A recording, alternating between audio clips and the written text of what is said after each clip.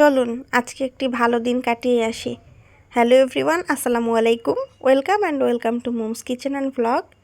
বেশ কয়েকদিন ধরে কত প্রকারের ঝামেলা, শরীর অসুস্থ, এই সেই নানান ঝামেলার মধ্য থেকে একটা দিন বের করেই নিলাম, যাতে করে একটা দিন একটু ভালো কাটাতে পারি। আর সেই দিনটা আসলে নিজেদের ভালো থাকার পুরো দায়িত্বটাই নিজেদের। যেভাবে হোক নিজেদেরই বের করতে হবে যে কিভাবে নিজেরা ভালো থাকবো। তো গতবারের মতো এইবারেও চিন্তা করলাম আজকে সাদে ইফতার করব। কোনো প্রিপারেশন ছিল না, কিচ্ছু ছিল না, একদম 2 থেকে 3 ঘন্টা আগে চিন্তা করি সাদে ইফতার করব, আর ওই মোতাবেক একটু রান্না করা শুরু করি। তবে বেশ কয়েকদিন ধরে আমার শরীরটা ভালো না থাকার কারণে খুব একটা ওরকম রান্না বাড়ার আয়োজনও করতে পারি নাই, আর সময়টাও খুব অল্প ছিল। তো এর মধ্যে যা সম্ভব হচ্ছে, তো এইখানে আমি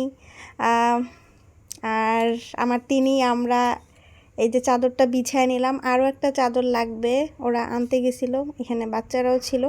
আসলে এই ইফতারটা একদম উইদাউট প্রিপারেশন, আর বাসায় যারা ছিল সবাইকে নিয়ে ইফতারটা করছি। তো আজকে হচ্ছে আমি 4 আইটেমের চপ করছিলাম, জিলাপি, ছোলা, হালিম, খেজুর, এই সব কিছু মিলেই।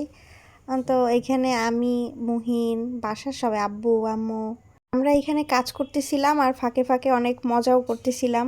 কিছু ক্লিপসে দেখেন যে কি কি মজা করছি আমরা, অনেক দুষ্টামি করতেছিলাম। তুমি কি রোজা রাখছো? হ্যাঁ হ্যাঁ, রোজা রাখছো? তুমি কি রোজা রাখছো?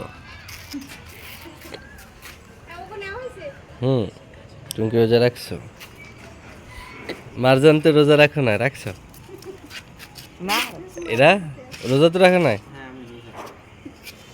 মারজান একটা রোজা রাখে না, চুপি চুপি এগুলা খাই ফেলছে। এই তো সবাইকে জিজ্ঞেস করতেছিল তুমি রোজা নাকি, এই সেই, আর তোমরা এগুলা খাইতেছো, ফাঁকে ফাঁকে চুরি করে খাইছো, গোপনে খাইছো।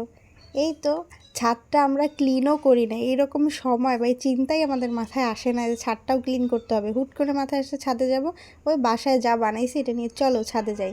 তাই এখানে আবার হাতে হাতে কাজও করতেছিলাম, কারণ ইফতারের সময় হয়ে গেছিলো। এইখানে মুহিন, আমি, মারজান সবাই একটা একটা করে সব কিছু দিতেছিলাম। এই তো একটু মানে কাজ করি, এর মধ্যে দুষ্টামি করি 5টা। এখানে ছোলা রান্না করছিলাম, পেঁয়াজু, আলুর চপ, বেগুনি, চিকেন ফ্রাই। আল্লাহ আপনি ইমানের সাথে কবরে নিয়েন। আল্লাহ আপনি আমাদের এই রোজার উসিলে আমরা যত পাপ করছি সকল পাপ ক্ষমা করে দিন। যত আত্মীয় স্বজন কবরে আছে সকলের কবরে আযাব মাফ করে দিন। আল্লাহ আপনি 30টি রোজা রাখার তৌফিক দান করেন। আর পুরো রোজায় যদি এই মাখানো মুড়িটাই না খাই তবে কি ইফতার পরিপূর্ণ হয় বলুন তো? তো আজকের দিনটা আলহামদুলিল্লাহ অনেক ভালো কাটছে। আজ এ পর্যন্তই। সবাই ভালো থাকবেন, সুস্থ থাকবেন। আল্লাহ হাফেজ।